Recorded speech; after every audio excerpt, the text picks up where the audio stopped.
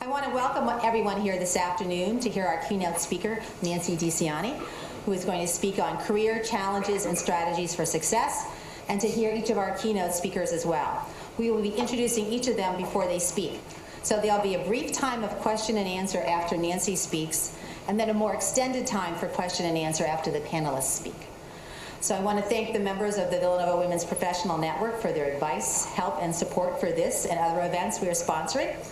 I'd also like to briefly announce an upcoming event, which you'll be hearing more about in the near future, and that is the Marketplace Cafe that the MBA and the graduate women are having, which is an alumni, bringing together graduate students and alumni and that. So that's coming up too. You'll be getting some more information about that. Please check out our presence on the website. Our URL is on the back of the programs. We hope to update our newsletter that's there shortly, and feel free to email me with any suggestions or offers to help. Also, at the end of the Q&A time, we'll be drawing 2 names to receive 2 books that Nance Dicciani recommended. So that's, you put your names in the little goldfish bowl out there. And then please join us in the atrium afterwards for light refreshments and a chance to network. None of this would be possible without the support of the Dean of the Business School, Patrick Majetti. We are all very grateful to him, and I would now like to introduce him, who will be introducing our keynote speaker. So Patrick, thank you.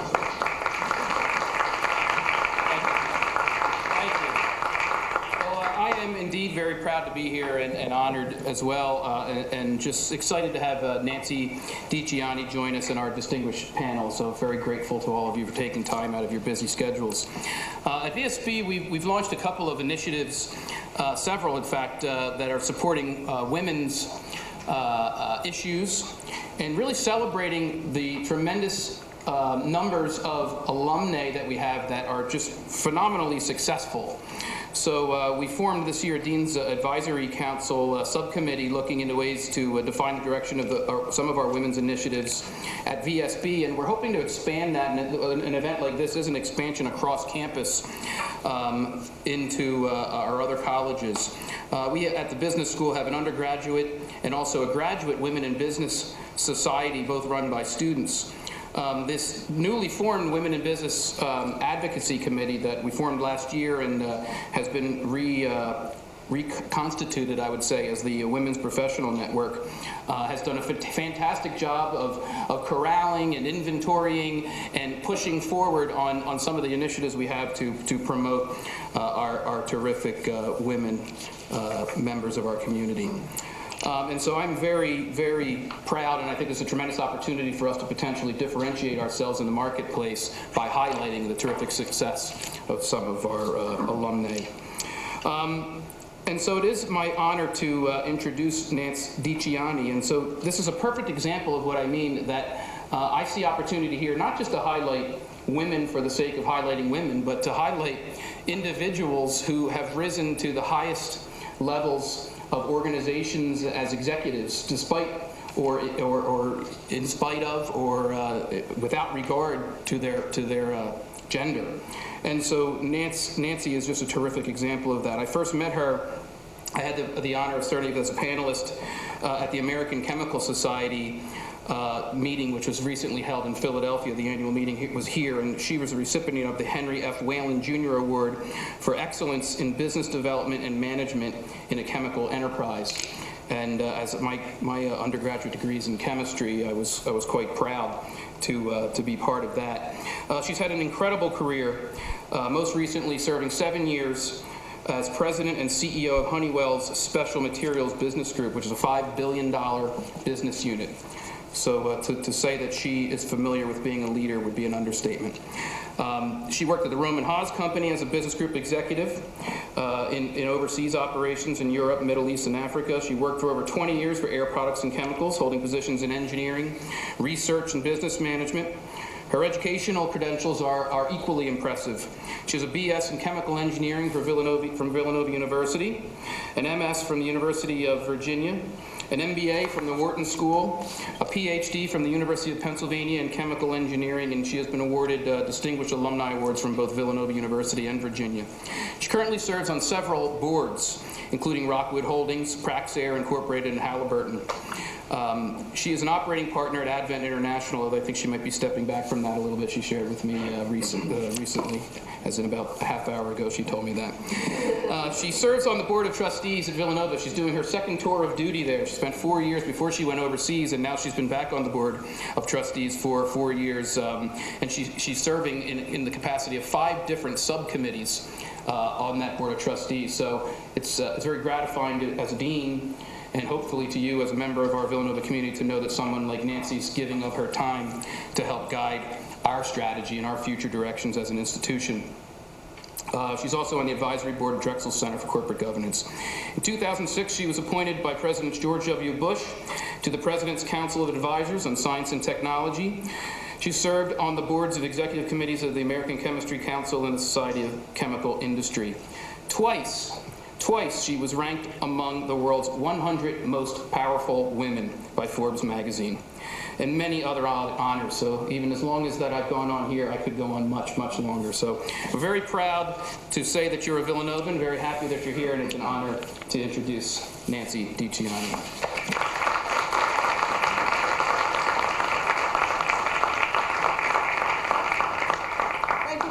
And good evening, everyone. It's certainly my pleasure to be with you here tonight. I always enjoy coming back to campus, and now serving on the Board of Trustees, I get the opportunity to do that somewhat frequently and enjoy it every single time. I also am glad to be able to network with you tonight. I think the Villanova Women's Professional Network is a terrific idea. And I also know that most of you, or all of you, are associated with Villanova in some way, shape, or form. So I am absolutely sure that you are also familiar with Villanova's tagline or motto, if you will, which is Ignite Change, Go Nova. That word ignite, to me, it's an active, in fact, I think a proactive, do something, make something happen kind of word. And I think also it can be very easily applied to any aspect of our lives. I like it. There's another, in some ways, similar saying that I also like. This one belongs to Peter Drucker. And I'm sure some of you in this room are familiar with Drucker's writings. And Drucker said, the best way to predict the future is to create it. And I happen to be a very firm believer in igniting change and creating your own future, whether it be as an individual or as an organization. So tonight, I'd like to talk about igniting change and creating your own future. First, I'm going to talk about an organizational change, Honeywell, where I worked for a while, and then also talk about applying some of those same concepts to us as individuals.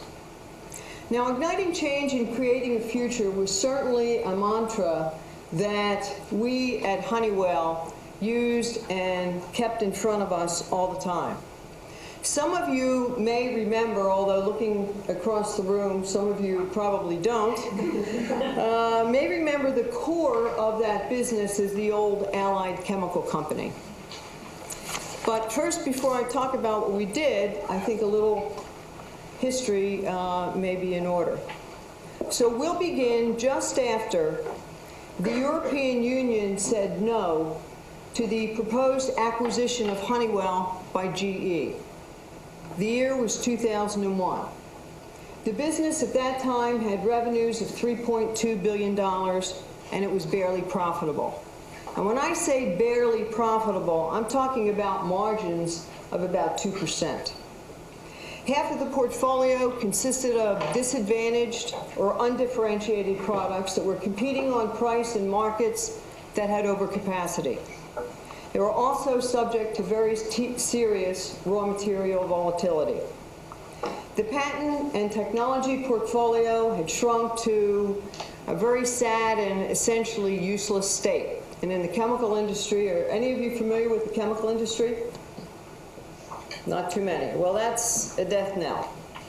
The other death knell is that our HS&E, or health, safety, and environmental performance, was bad. Also a death knell for the chemical industry. So we clearly had a lot of work to do, or as I guess in today's lingo it was called an ORE, an opportunity-rich environment. Isn't it, ORE? Well, I'm not going to go through the steps that we went through in defining a new path forward, getting the right people with the right skills in the right places, or making some very, very tough sell or shut down decisions. Suffice it to say, we created a future for the business through innovative business decisions that were coupled with some real, out-of-the-box, I'd call brilliant technology. Over 6 years, we got rid of $1.7 billion in sales. Now, we started with 3.2. So we got rid of 1.7. We acquired 1.7. We sold or closed 11 businesses and shut down 20 plants. We redeployed all of our resources, both capital and people, to the growth areas. We significantly strengthened our patent portfolio, and we increased our proprietary products from less than 10% to over 25%. We became a lot more global. We grew organically over 8% during that time period, which was about twice the chemical industry average. And our profitability per employee sported a 63% CAGR. By the beginning of 2008, every single business in our portfolio was growing at above GDP rates and was focused on current and future markets.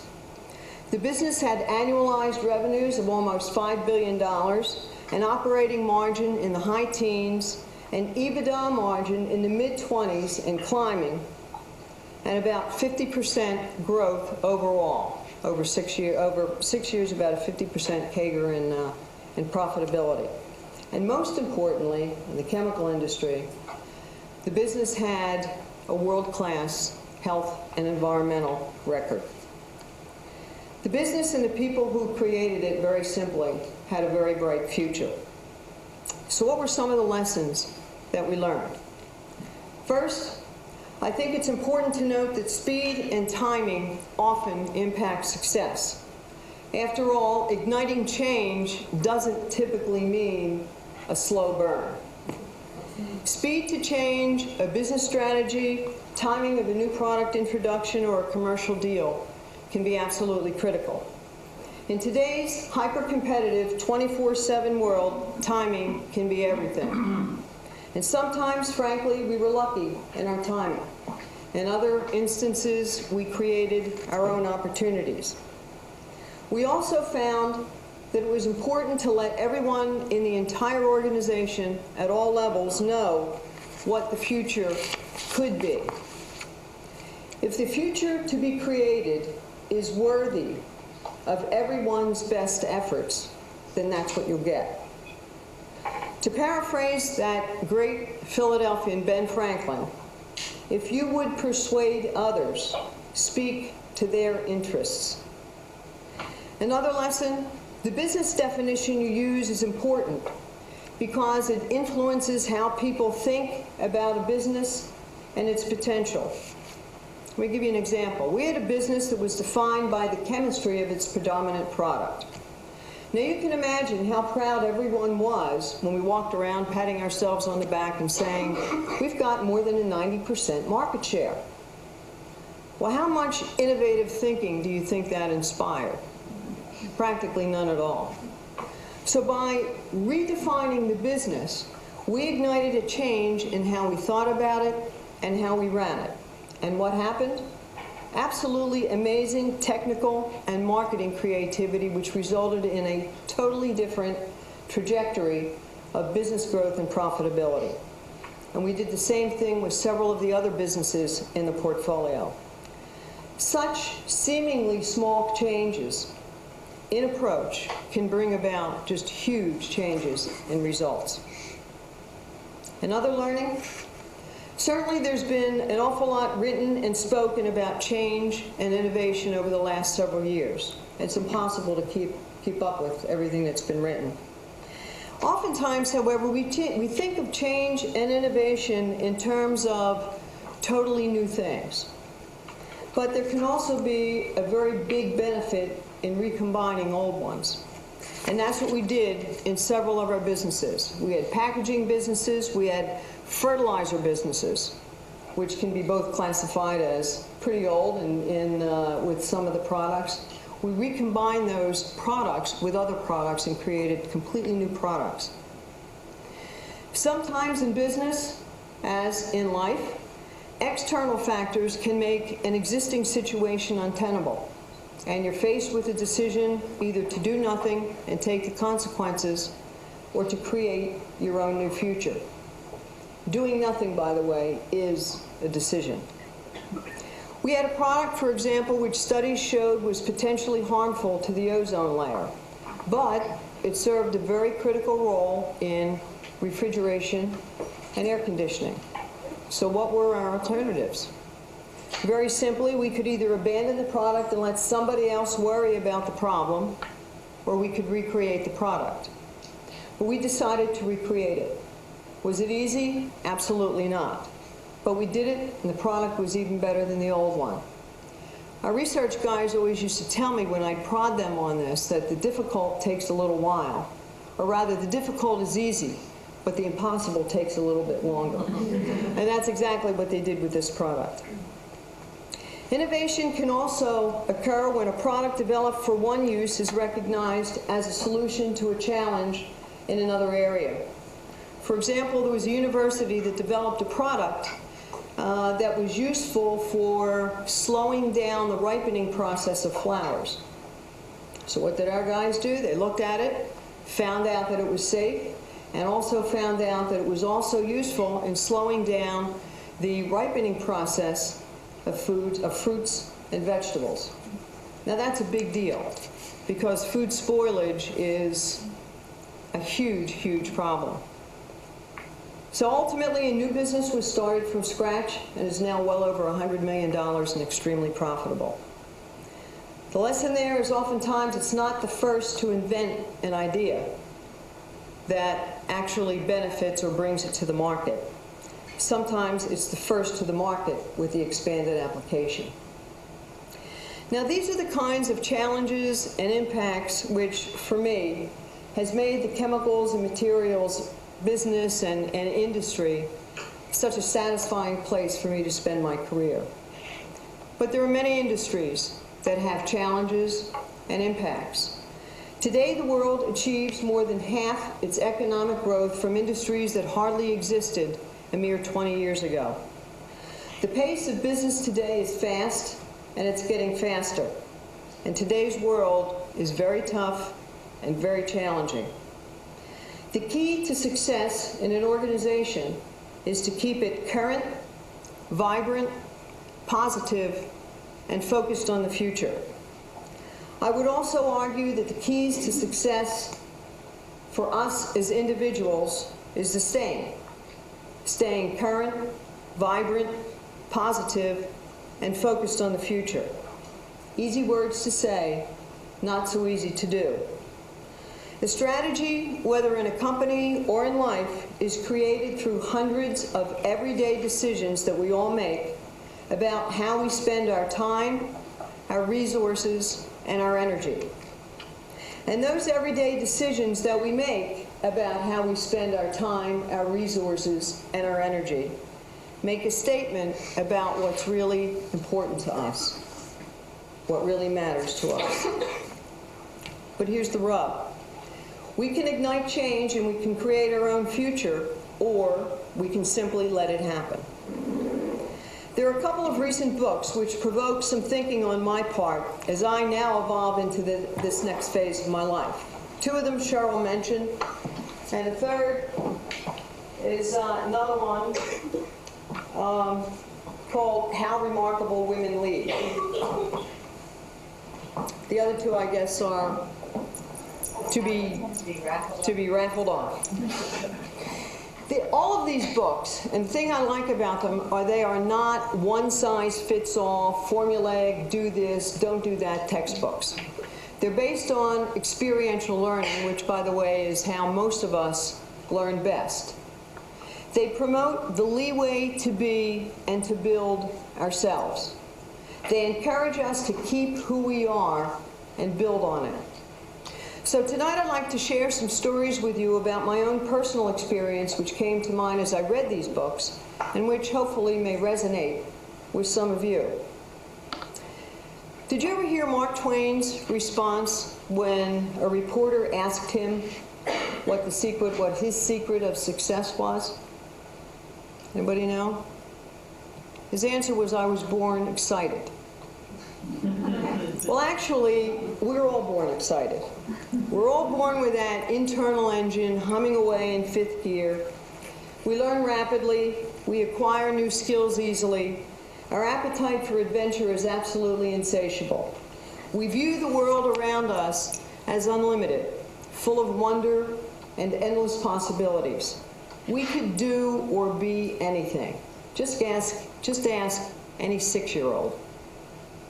And then somehow, many of us graduated from those attitudes in our mid or late teens, and we slowed down our learning, we slowed down our growing process for whatever reasons, either internal or external. And most of us got bogged down by obstacles and distractions. There's a very appropriate fortune cookie saying, which I think crystallizes this issue very well. And it is, we don't see things the way they are. We see them the way we are. Now tonight I am taking as fact that because you're here, you are among those who look past the obstacles, focus on the destination, the goal, the end point, your meaning, your future. Now that's not to say careers progress in a straight line. Certainly mine hasn't. In fact, there are very, very few that do. Heck, when I was 6, I wanted to be either a nuclear physicist or an archaeologist. But there are 2 reasons why careers don't move in a straight line. One is not good. It's the involuntary reason. We allow ourselves to be turned away from our dreams and our goals, or we follow the path of least resistance. The other, the good reason, is a voluntary one. We choose to make directional changes as we gain new skills and learn more about ourselves. It's especially helpful that the experiences and learnings don't always have to be our own alone. We can and should cherry pick, imitate, assimilate all we can from whomever we can. And I'm sure we've all gotten plenty of advice over the years. I know I have. One of the very best and most useful pieces of advice I have ever gotten was from my high school principal. I went to a small Catholic girls' school in the Philadelphia area. The principal, who was a nun, had her office on the 3rd floor of the school. There were no classrooms on that floor, and so there were few, if any, students around, and it was always eerily quiet. In general, being called to the 3rd floor was not a good thing. The principal's office was located in a corner of the building where the afternoon sun came through the windows. It was very pleasant, except for the fact that the principal's desk was situated right in front of the window, so that the sun was behind her, in a nun's habit. So you go into the office and all you can see was a silhouetted talking head. You think she did that on purpose? I wonder.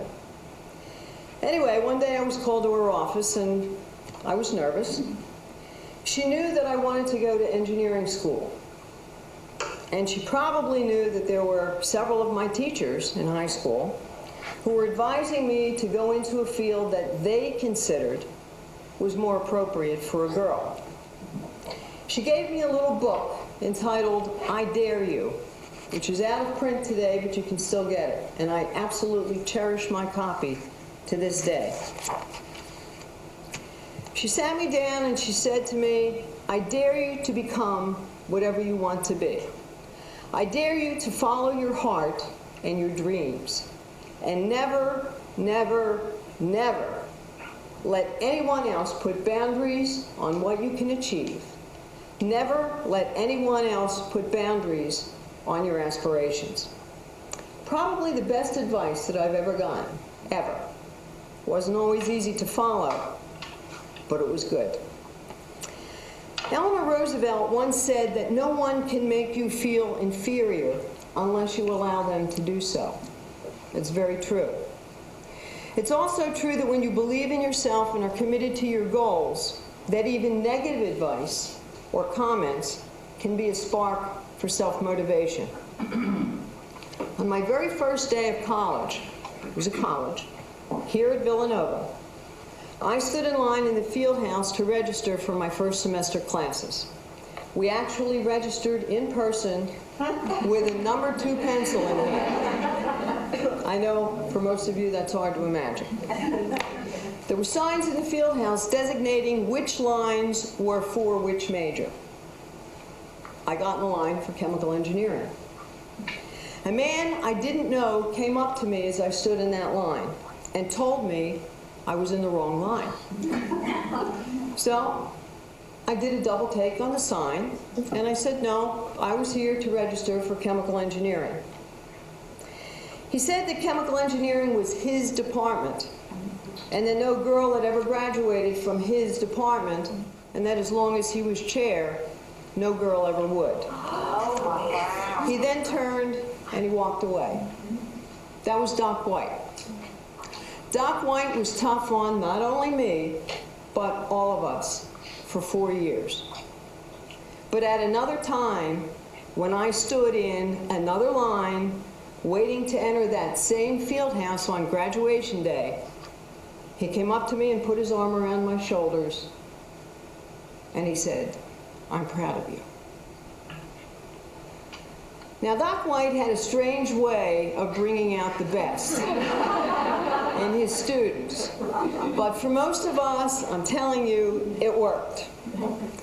And funny that until he passed away a few years ago, his was usually the first phone call that I got whenever I got a promotion or changed jobs or reached some kind of a milestone.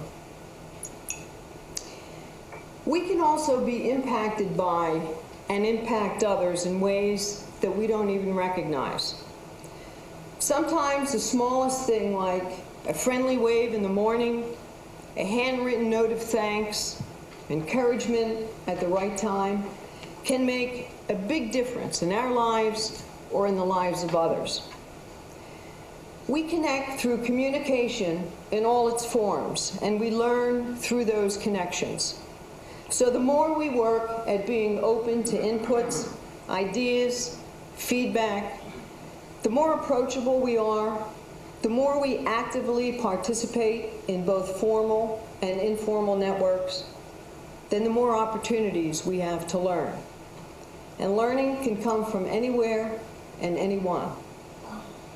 After I got my master's degree in chemical engineering, I was tired of school, and I went to work for the City of Philadelphia Water Department. It was during an economic recession. I had a geographic constraint, and it was one of the few jobs I could get in the Philadelphia area. Not too many city employees at that time wanted to take on responsibility, and I was able to attain the vaunted title of Superintendent of the Reservoir System after only a couple of months. This meant that I was in charge of the city's 3 potable water reservoirs, containing some 700 million gallons of water, and included everything from pipeline chlorination to cutting the grass and shoveling the snow. I had a group of 15 people working for me. 1 had a chemistry degree. 1 was a licensed electrician, and the others were laborers with 2nd or 3rd grade educations. I spent some interesting times crawling through 48-inch pipelines, babysitting pumping systems on hot summer nights when the fire hydrants throughout the city were open to provide the city residents some relief from the hot weather. And we were also, in those times, in danger of pulling the reservoirs too low. During those times and others, I would sit with the laborers in our analog control room and talk. I learned a lot from those guys. one in particular named Clarkie. I learned about working with people at all levels and appreciating that no matter what our education levels, backgrounds, or jobs, that we all care about what we do, that we want to be part of something and be recognized. I learned that one of the most important skills that you can have is that of listening.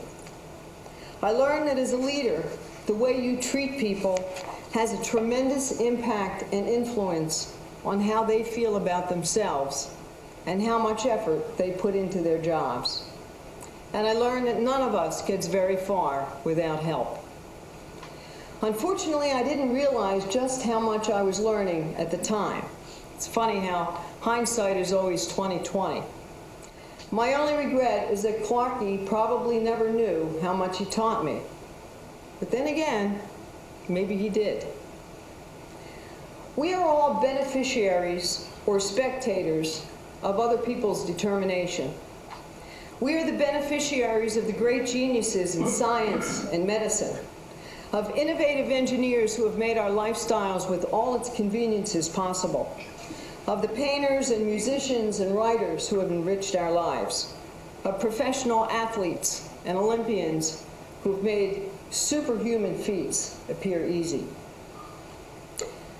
A good friend of mine, Judy Resnik, was a member of the Challenger crew. Judy died in that horrific disaster in 1986. She knew what determination was all about. Going through astronaut training was not easy. Rarely did, according to Judy, rarely did any of them ever get anything right the first time. Kind of like the rest of us, you know? And Judy would always say that failure is never permanent unless you decide that it is. Have any of you ever heard of Florence Chadwick? Did I hear some?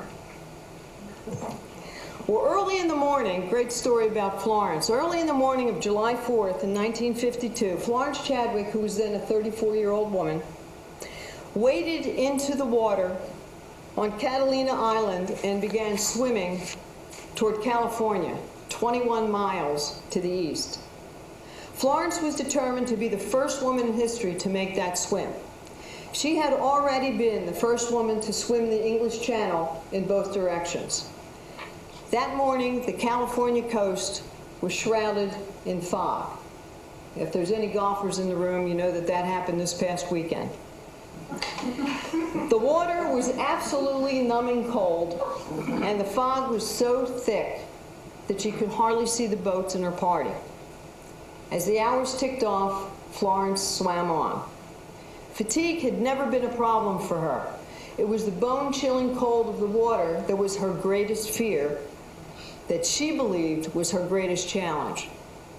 More than 15 hours later, she asked to be taken out of the water. She couldn't go on. Her mother and her trainer, who were alongside her in a boat, urged her to continue. They said, "We're close." But when she looked toward the California coastline, all she could see was fog. So a few minutes later, at 15 hours and 55 minutes, she was taken out of the water. And it was not until a few hours later, after her body began to thaw, that she felt the shock of failure. To a reporter, she blurted out, "Look, I'm not excusing myself, but if only I could have seen land, I might have made it." She was pulled out of the water a half a mile from the California coast. Later on, she commented that she had not been beaten by fatigue or the cold, that the fog alone had defeated her. It had obscured her goal. It had blinded her reason, her eyes, and her heart. Henry Ford defined obstacles as those frightful objects you see when you take your mind off your goal. But there's a good ending to this story. Florence Chadwick didn't quit. 2 months later, she got back into the water and swam that same channel. The fog again obscured her view, but this time she swam with her faith in her goal and in herself intact. Somewhere behind that fog, she knew was land. Not only was she the first woman to swim the Catalina Channel, but she beat the men's record that day by 2 hours. Now, Clay Christensen, one of the books that I'd recommend to you, talks about perspective, self-awareness, adaptability, and optimism. Did any of you ever take part in any kind of survey, employee survey? Probably many of you have. Well, the ones that I've taken part in, there's always a question about risk aversion. And in every single case that I've ever seen, a very significant percentage of respondents answer by saying that the company or the management is risk averse. Remember that fortune cookie? We don't see things the way they are. We see them the way we are. I'm an instrument-rated pilot. I love flying. And I can't even begin to count the number of times people have asked me, aren't you afraid? Especially at night or in the clouds when you can't see. Are they really asking me if I'm afraid? Are they expressing how they feel about it? You know, we talked earlier about the small percentage of people who create meaning in their lives, who set goals and persevere. It all starts with meaning and purpose. This is too important to leave to chance. We owe it to ourselves to live a life that makes a difference and that matters. Remember, the best way to predict the future is to create it. Ignite change. Go Nova, especially tonight. Thank you.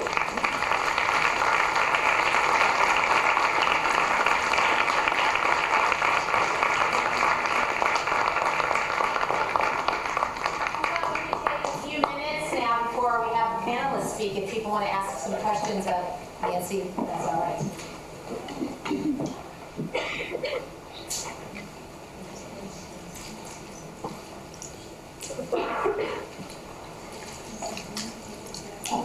I'll be here for a while. Yeah.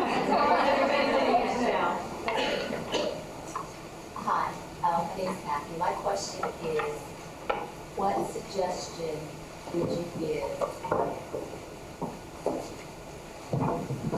to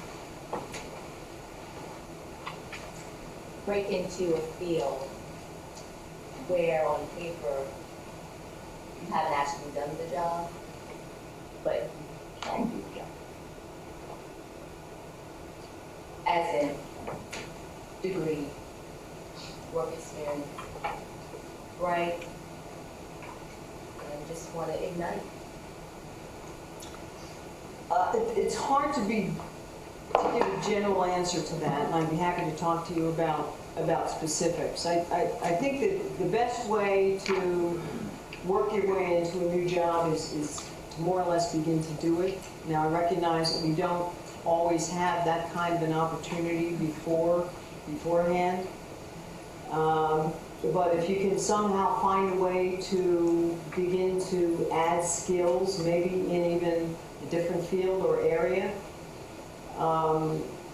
through volunteer work, all kinds of things, just trying to begin to get those experiences that you can begin to build on. But if there's something in particular you'd like to discuss, it's kind of hard to generalize, I'm afraid. Maybe some of our other panelists will have some ideas too. Good evening, Nancy. Thank you for your presentation. You're very accomplished. I really enjoyed everything you mentioned in terms of all of your accomplishments, basically. But I have a very general question, or basic question. Have you experienced a setback with all of the things that you were able to do well that turned into what seemed to be maybe, or what turned out to be a launching pad in your life? I don't know, maybe in your career or in school even? Yeah, I think there were always obstacles or barriers, and you know, you run into walls with different things, either with people that you work with, or bosses, or really difficult challenges. And I think the first thing to do is to decide how important it is to overcome or go around that challenge. I think the most important thing to remember is you can't wait for somebody else to pull the wall down or remove the barrier, because you may wait a long time. And so you either have to work your way around it or find another pathway.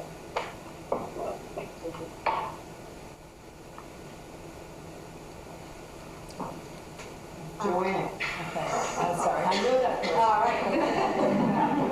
I was in one of the other lines when you were in that building.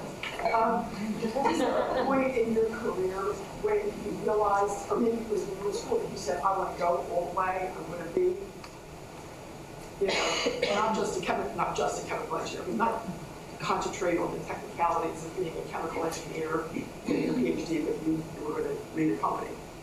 No, I think it was really an evolution as I began to do things in my career and I began to get exposed to different things and I learned more about myself, what I liked, what I was good at. Fortunately for most of us, we're good at things we like. It's not always true, but most of the time it is. And as I began to get exposed to more things, my goals changed. Let me give you a real quick example. As I mentioned, after I got my master's degree, I was very tired of school. Just like, you know. And it wasn't a good time to find a job. Probably like most of the time, it seems, these days. And so I went to work for the Philadelphia Water Department. I had no intention of making that a career. And after a little bit of time, even though I was superintendent of the reservoir center, my learning curve got flat.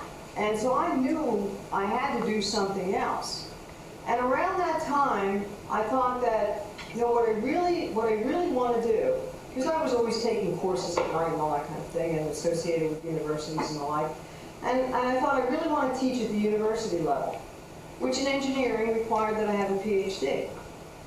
So I went back to school, got my PhD, and when I came out, I felt that I had a lot of professors who were really, really smart, but I mean, after all, I worked for the Philadelphia Water Department, and I knew how the world worked. And I felt that a lot of the teachers that I had, even though they were really smart, really didn't understand how the world worked. And I wanted to be an engineering professor that produced engineers that could do something.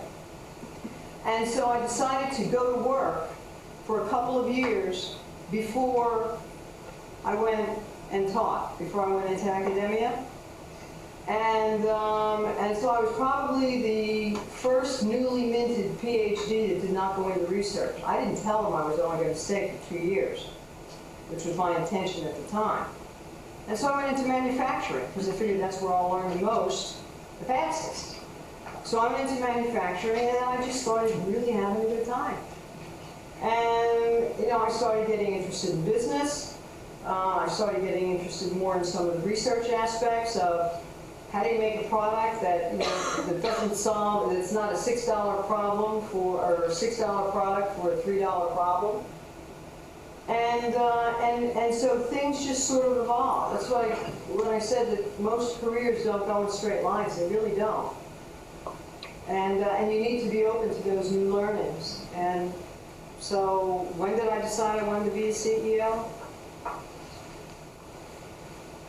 Probably about 5-6 years before I became one. That's a guess. How about one more question for now, and then we can do some more after the panels.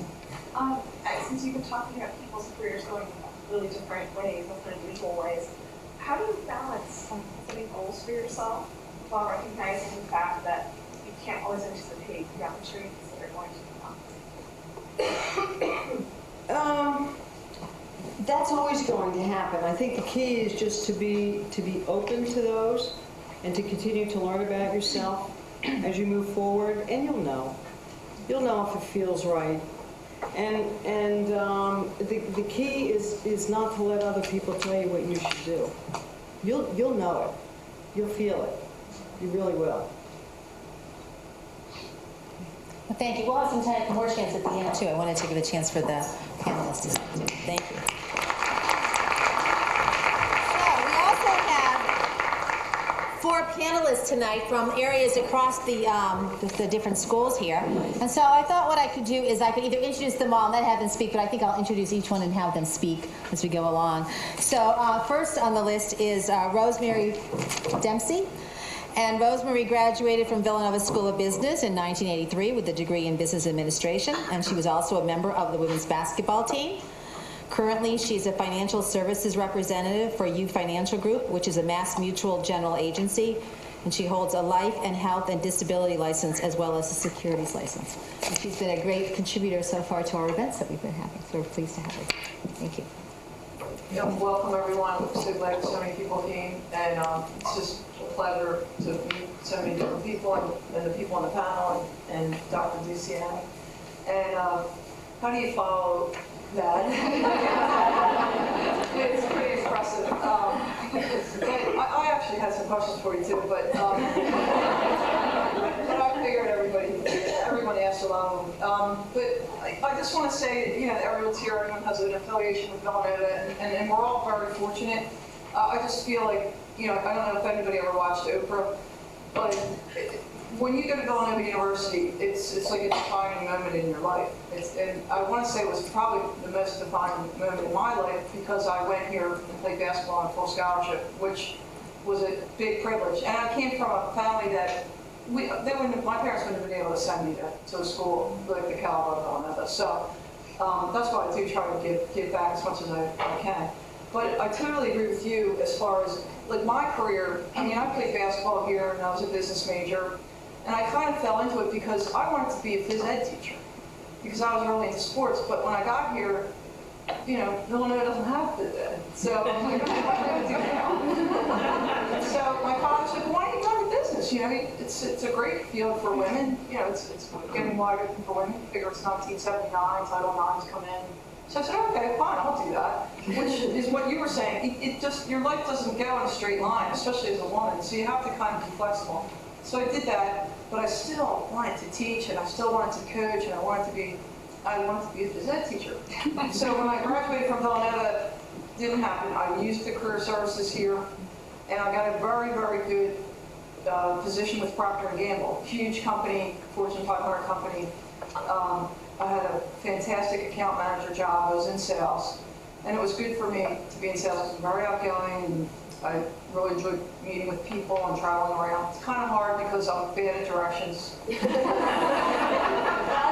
That was improved. And it was really bad until I met my husband, and when he finally gave me a couple street maps, my life changed. But anyway, so that was fantastic. And then I was actually able to be home with my children. I have 2 children. I was home with them for a couple of years. And then not a straight line, I went into the financial services business with Mass Mutual about 7 years ago. And that's been a tremendous experience. Very, very challenging. A very, very difficult industry, as you know, because of your licenses and the way we're restricted. It's all men, which I have nothing against men. I love men, but it's really hard for women in the business. But it's been a great ride, and I'm, you know, obviously in it for. I think this might be a straight line for me. This might be, you know, what I'll do till the end of my career. So that's kind of it. But go Nova, and you know, I probably bleed blue and white, but everybody that's here probably feels the same way. Thank you.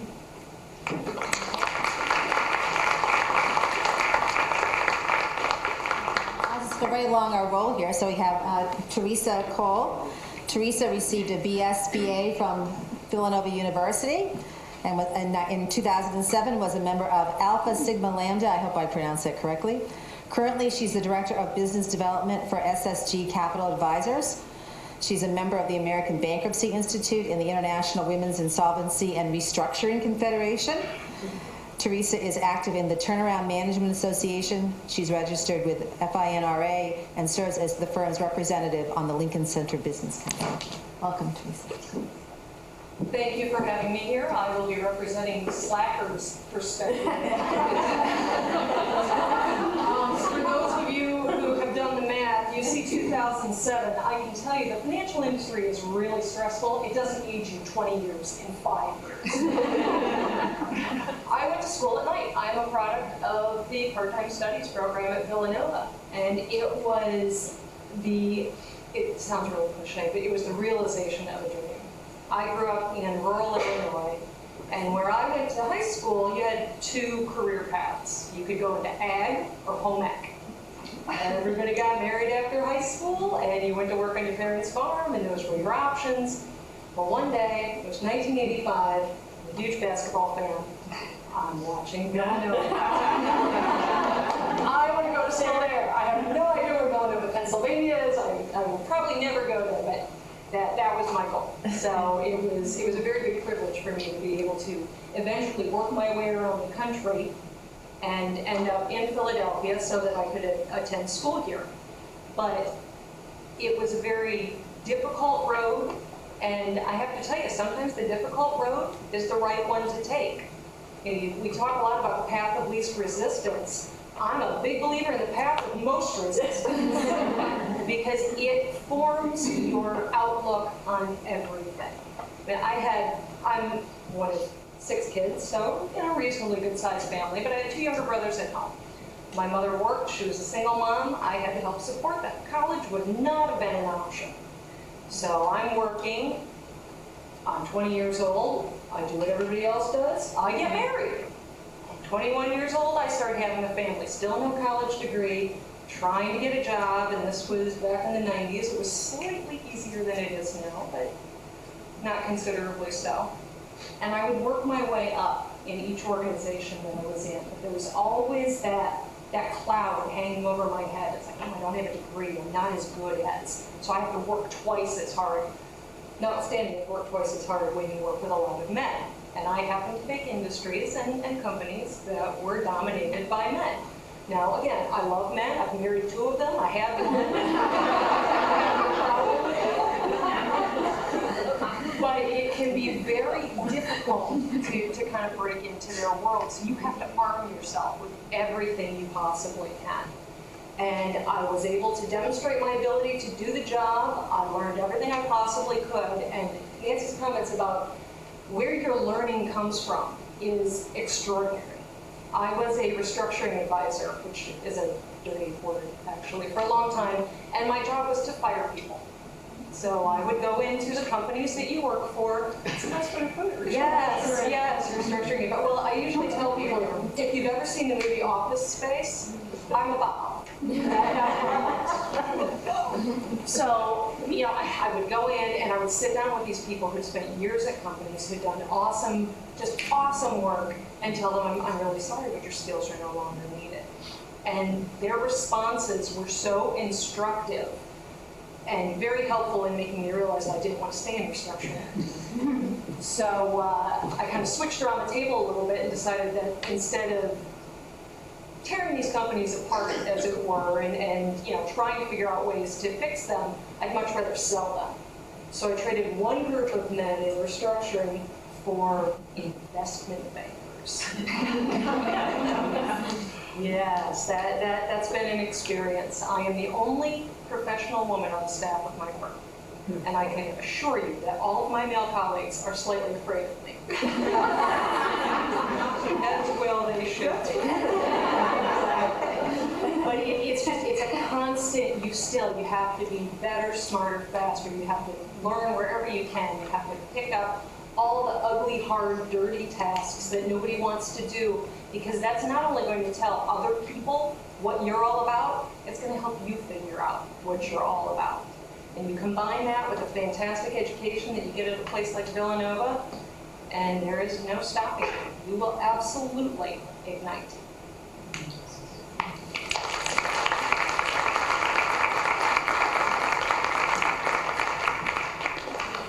Next we have Stacy Grant Hohenleitner.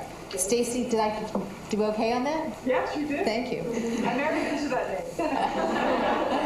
name. Stacy graduated from Villanova with a Master's of Science in Nursing in 1993. She's currently pursuing her PhD in nursing at Villanova.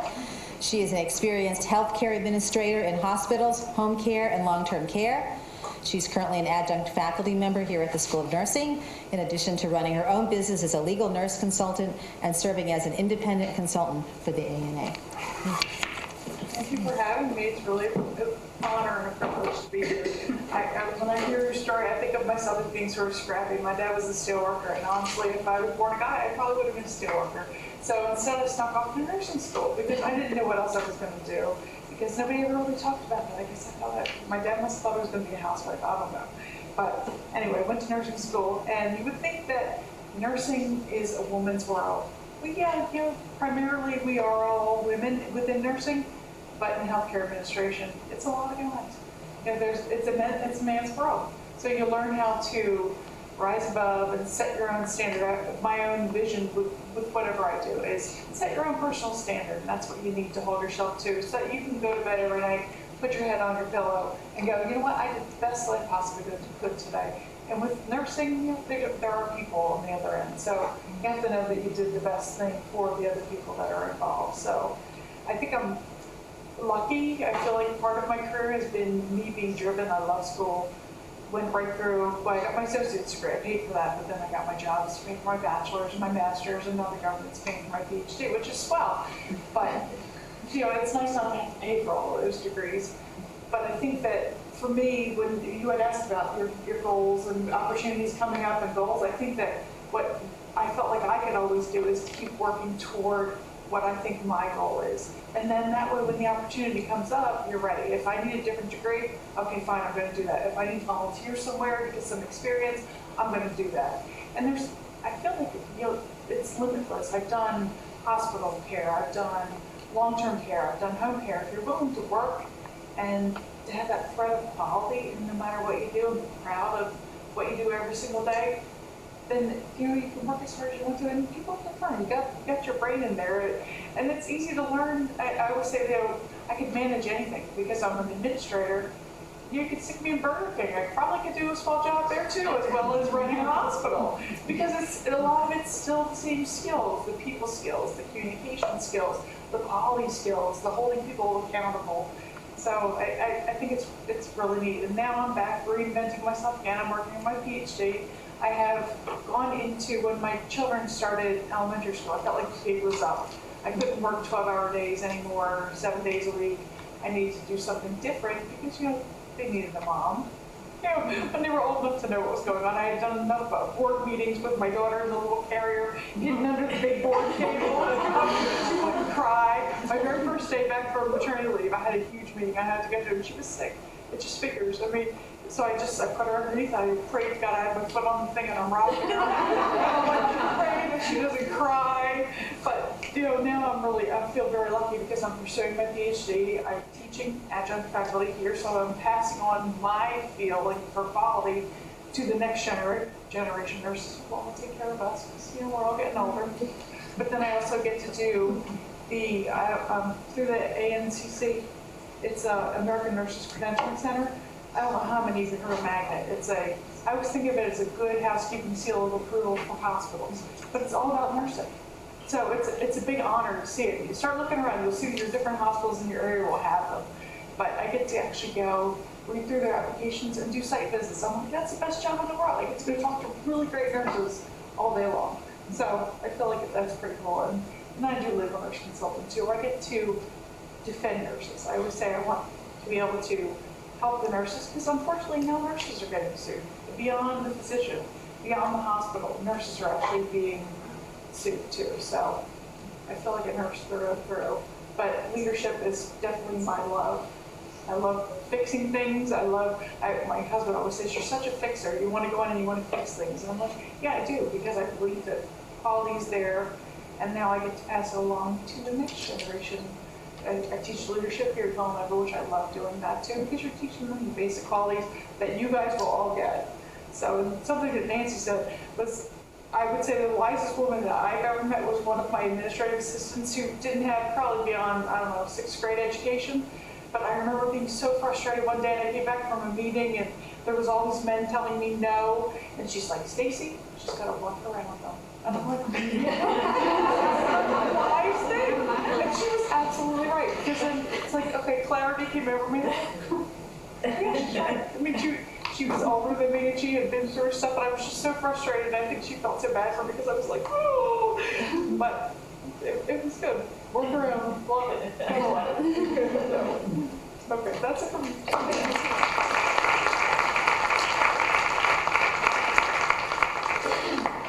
And our last panelist is Gina Wilson, and Gina received a Master of Science from Villanova University in 1987.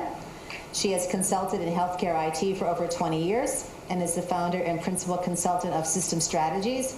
She's also held positions as Director of IT for a large community hospital and as a software developer for shared medical systems. With a graduate degree in psychology, she is interested in human interaction with technology. Thank you. Thank you.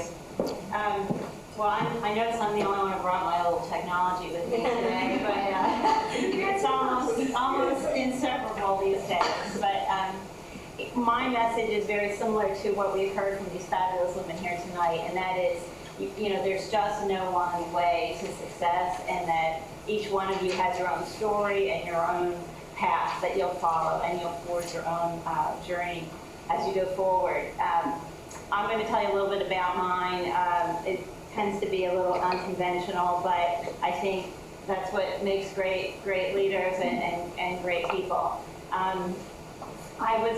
I thought I had my path set, you know, at 18. I was going to be an engineer and going to medical school, and I was going to be a physician, and I had all these great plans. And about 3 years into my undergraduate studies at the University of Delaware, I discovered computers and got to experience the birth, essentially, of the digital age. At the time, in the early 80s, it was really a burgeoning, growing field, and so I kind of got the itch to join this digital revolution. I also, at the same time, was really enjoying my psychology classes, and so I ended up with a degree in psychology and computer science. Had no idea how I was going to combine these two fields into a life's work, but I was very passionate about it and kind of determined. So, you know, after graduation, I took the practical route and got a job as a computer programmer with an insurance firm. And they put me through quite a bit of training, which actually was tremendous experience for me. Got a lot of good work experience. But, you know, kind of gnawing away at me was the whole healthcare business that I was neglecting and my interest in dealing with people. So at about that time, there was this growing firm, King of Prussia, called Shared Medical Systems, and they developed software for hospitals. So, you know, the more I researched this company, I figured this was the fit for me. Somehow I was going to get in. So, fortunately for me, I was interviewed on a snowy day that turned out to be 27 inches of snow in Philadelphia. And they sent a lot of employees home that day, but I was determined to stay for my interview. And I, took the entrance exam, and the place is closing down behind me. But I think that's why I got the job. Tenacity does pay off, believe me. So I started working for SMS, and they were eventually bought out by Siemens. But in the early 80s, they were terrific, growth company. They're out in Melbourne now. But I was customizing computer systems for hospitals. I learned the product. I enjoyed working with customers to define what their customer requirements are and modifying the software to meet their needs. And I just loved it, and traveled from Melbourne to Anchorage, Alaska, and everywhere in between, installing systems in dozens of hospitals in several years. And then went on to lead teams of installations people, the engineers, the trainers, the on-site staff, teams of SMS people, as well as the hospital employees. And I just couldn't get enough of it. But what really caught my attention was this interaction between the people using the systems and the system. And there was all this give and take, where people would be cursing at the computer one minute, and the next minute, like, thank God, because all the forms went away, and, in some ways it helped them perform their job duties, in other ways it was a hindrance. So I kind of got this notion that I really need to understand this human component. I was learning the technology very well through my job, but I decided then go back to graduate school. And so I came here to Villanova, studied cognitive psychology. I was a teaching assistant, and so I got to learn here how people think and how perception influences what you experience, and the schemas you have about learning, taking in a situation, how that can influence what you take in. And all of this actually served to enhance my professional role with computer systems. So upon graduation from Villanova, I returned to the software field. This time I was armed with the perception, cognition, and knowledge of human factors, and I was ready and using this to better train users of computers and to better design systems that were more interactive with the end user. So I worked in a development role for a while, and I really enjoyed it, but I felt, that was my experience as a vendor. I wanted to be on the other side with an organization that was a provider of healthcare. So I took a job with St. Francis Hospital, now part of Catholic Health. I was the director of their IT, and we went from a completely manual hospital to basically the start of an electronic health record. While I was there, we implemented not only patient accounting, and those were always the first systems to go in, the billing systems. Everybody had a computer for billing, right? But, of course, the providers in the hospital were looking for something to automate the pharmacy and the lab and the radiology department. And everywhere, really, every clinical department wanted to go automated, order entry, bedside nursing, all of this. So we did this at St. Francis, and I really liked, as we started to put these pieces together, we integrated these systems so that they talked to each other, and they became the basis of an electronic health record. And I took on a role, strategic planning of IT, which kind of was a new thing at that time, and we're talking early 90s, so IT wasn't even that old. So when you talk about a 10-year plan, it was really tough to project. What is the technology going to be, and how is this organization going to adopt that technology? That was very interesting for me. I loved it. But at the same time, I had 2 toddlers at home, and I decided I was kind of at a branch point in my career. So I convinced my boss to let me work as a consultant. I could have a little bit of flexibility with my family, and I started part-time thinking, oh, well, this will be a good way to do a little bit of everything. And as my children grew, my business grew. And the unique combination of the vendor experience, the hospital experience, the knowledge of human factors, and the knowledge of the technology gave me an edge in dealing with customers. So I got into management consulting of health IT. I've worked with hospitals all through the Philadelphia region, most recently Christiana Care, a health system in northern Delaware.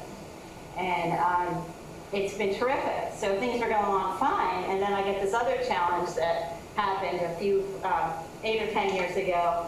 2 children, both diagnosed with ADD. And so that presented some challenges at home that, personally I had to deal with, and had my business. And, at first it was like, wow, I have a degree in psychology. I should be able to, handle this, right? But it was a challenge that we all learned, and I grew from, actually. I learned quite a bit from my children.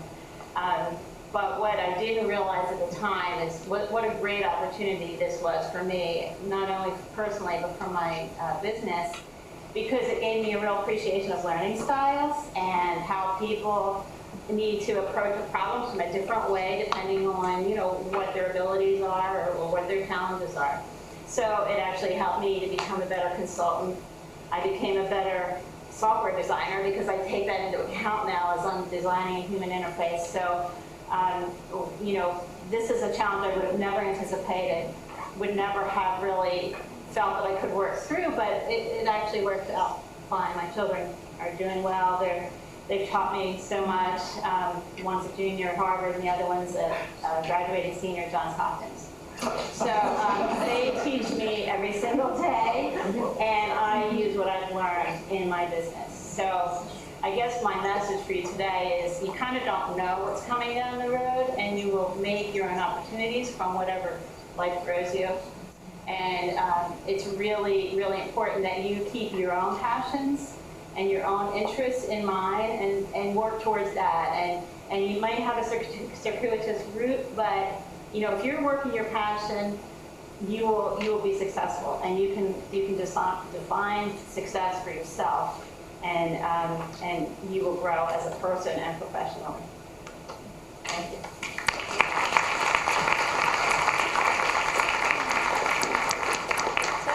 Take some time for general questions and answers. So you can ask a specific person, or you can just kind of throw it out there, and whoever wants to respond to them can do it that way.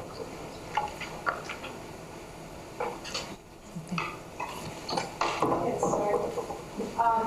What I'd like to know, and really for the group that's here with us tonight, is how you navigate the horizontal landscape of leadership while dealing with your silos of expertise. So, by the way, this is a leadership and technology class, so it's perfect that they're hearing from all of you, and that's what they're looking at, and it's great because we have multiple domain areas, so it's open to anyone or everyone. I just have one other thing to say. I didn't say my when I just spoke about myself, but somebody did say this to me, and as a woman, it just really resonated with me, and I'll never forget it, because I find the biggest challenges for a woman in business and in life, and just as a nurse or as an IT person, is that we have to have children, we have to get married. We don't have to, but a lot of us do, and it can be a big change in your life. So someone said to me one time, I was kind of really struggling because I didn't know whether I was going to leave Procter & Gamble and stay home, and it was just awful time for me to make a decision. And she said, you can have it all, but you can't have it all at the same time. So that's what really helped me get through some of those parts of my life, that sometimes you have to, like you were saying, you had to cut back because you had other responsibilities, but you're still going to have what you want, but you can't just have it at that time. So just always remember that when you're, as a woman, you're going to have, your life goes like this. As a woman, men's lives, they go like this. So I tell my husband, there's boxes. He's got this box he focuses on, he focuses on this box, he focuses on one box at the top, he's at that box. We focus on But IT, the one thing about IT, though, I kind of feel really nice and happy that you feel bad for people, not bad for people, but you try to help people understand technology, because in the financial services field, it's driven by technology. It was one of the hardest things that I had to overcome. And the people that put together that software, they don't care about me. If they cared about me, they would put the software that they did. And they wouldn't change the carrier's website every 5 minutes. You go on the website, you're like, oh, I know this. They changed the entire website. Like, in one day, boom, there's a brand new web. Do you do that? I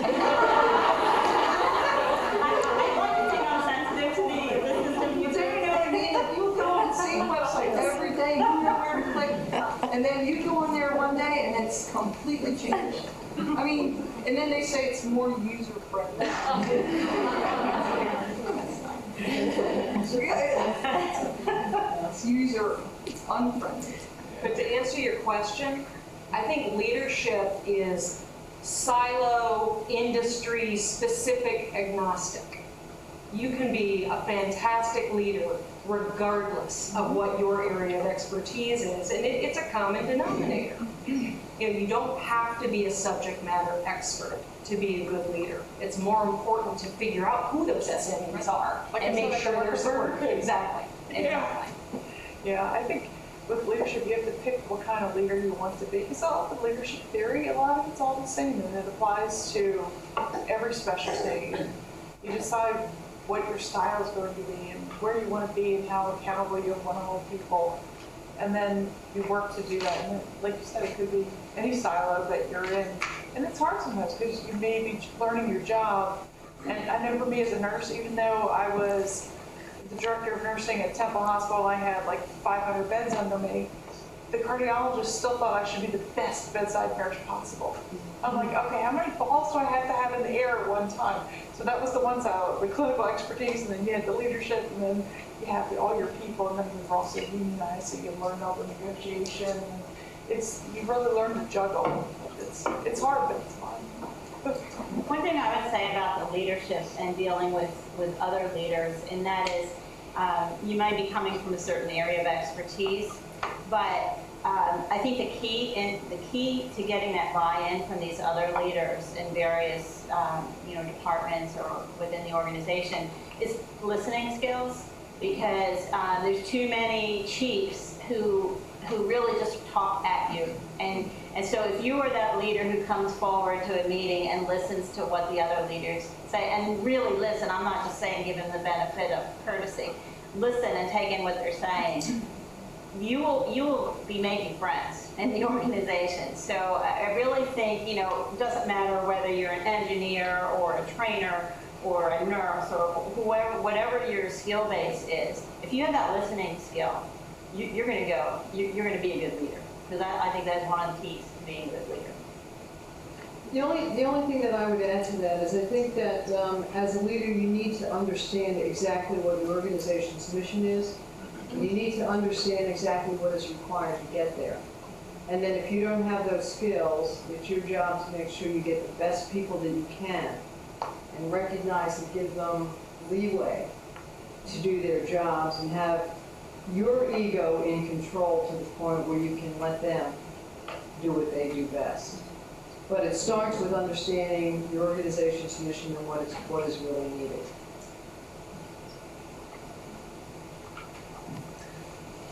I know we touched on this briefly a little bit, but so I know a lot of times they say for women in business, a lot of times the big reason that they don't really progress as far as men do usually is because they have to step aside to start a family and things like that. And I just kind of want to hear firsthand what some of the compromises that might have been that have risen from that. I think moms feel guilty all the time. Oh, that's easy. Because you feel like you're doing your job well, maybe. You're being a good mom, maybe. Like you always feel like you're not doing everything 100%, but yet you're probably doing better than the majority of people. For me, I suggest finding a really great daycare that you like, and that you trust these people, and that when you drop your child off, that they're okay there. I've seen a lot of women that I love my career, I love working, and I'm driven, and I'll always work. But I've seen some women that they have their children, and they walk into daycare the first day, and they walk out, and they take their child, and they never go back to work. So I guess it has to be where you want to be, because there are ways around it. You can't do it all. I mean, you get exhausted. You got to find more time for sleep eventually, and you got to work on your marriage a little more. And for me, my challenge was when my kids actually started grade school. The whole daycare thing was easy, but when they're in activities and stuff, that's the hard part. Wanting to be there and finding the balance. I think for me, that was the hardest part. The greatest moment is when your kid turns 16 and can start driving again. Yeah, that's funny, because I always thought, oh yeah, my son, I don't want him to drive. I'm such a protective mother. And now I'm like, oh God, I can't wait until he drives. Because he's on the basketball team and he has practice every day. It'd be nice to have somebody else driving. I think Elizabeth is right. You can have it all. You can do everything you want to do. Just don't expect you're going to do it great all the time. Nobody does everything great all the time. And don't be so hard on yourself. You do not have to conform to anybody's expectations other than your own. Carve it out for yourself. Make it work. And people help each other. I know when I was working, and I mean, my husband's very cooperative too, which that helps. And I always made him drop my son off at daycare because I couldn't take it. So I would be like, that is going to be your job. It just was too unnerving to me. But I find that women bind together because, when your kids are in activities and everything, and some of my neighbors and everything know I work, they'll be like, no, don't worry about it. I'll pick her up, or I'll do one end of it because they know I can pick up at the end of the practice because I'm, working until 6 o'clock, so they'll always take my kid. I mean, women, we help each other. We have each other's backs, and obviously, hopefully, you'll have a good partner, a spouse that will help you too. You can do it, believe me. I recommend working as long as you get. I regret. I was with Procter & Gamble for 13 years, and I took a package because I didn't think I was going to be able to handle it. My husband traveled all over the country, and I was just like, you know what?